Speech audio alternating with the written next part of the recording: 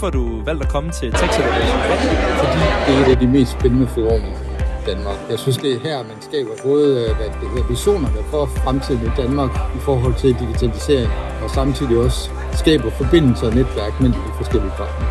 Det arbejde, som Teknologi laver, er utroligt spændende, og jeg håber på at blive lidt klogere på nogle af de teknologier, som der bliver talt i dag. En spændende agenda. Det er interessante ting, som jeg føler, jeg har behov for at vide mere om.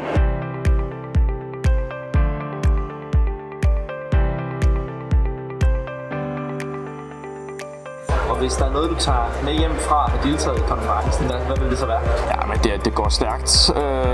Det er bare med at komme til de her arrangementer. Der er to ting. For det første en række superspændende talere, som giver inspiration.